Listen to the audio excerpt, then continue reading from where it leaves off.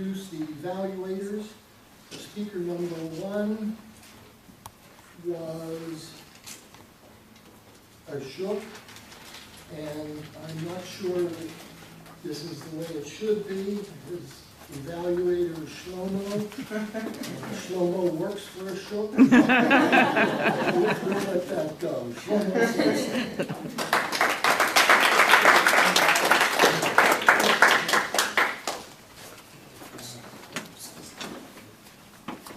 Ashok, I was doing flowcharts all day today, so I knew exactly what you were talking about.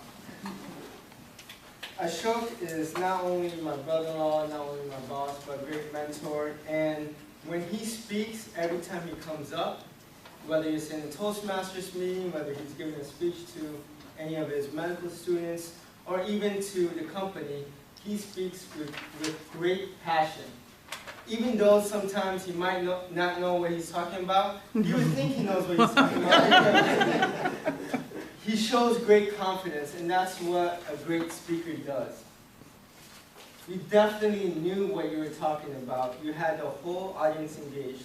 As soon as you came up, you asked for audience participation. You asked a question. You said, who in here knows process flow diagrams? And then you started asking people for process flow diagrams. But let me rewind a little bit to earlier. Your introduction, I have done a lot of research, and I'm going to give you an evaluation, not a little more than outside the Toastmasters meeting, because I've done a lot of research on presentations. When it comes to introduction, you always want to introduce what the topic is, why the topic is important, and what makes you qualified. As soon as you came in, you took a little time setting up everything, which usually try to come in a little bit beforehand, have everything easily accessible, and have it ready to go before the meeting starts, just so people are not distracted. You did a great job with your body movements, with your confidence, but since this is a speech on visual aids, I'm going to evaluate the presentation itself a little less than you. The font and a lot of the slides were too small. They were hard to read. I was back there, I couldn't read the fonts.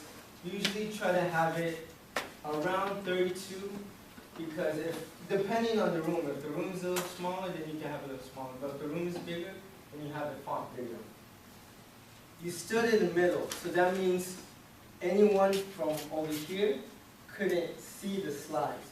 So usually either be on this side of the room, away, so the slides are visible, or on that side.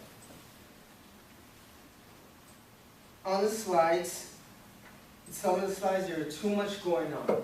When there's too much going on the slide, more people try to read the slide rather than pay attention to you. So try to have less on the slide and more important things. Other than that, I thought the presentation was really relevant and actually helped you with the presentation, because you had quizzes, in the flowchart diagram, you actually pointed out everything, and people actually learned what you were talking about. And I actually have more to evaluate you on, but I'll come to you afterwards. Or you can fire me.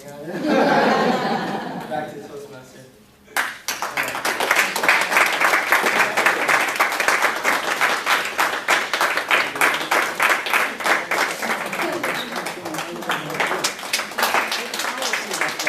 One, two.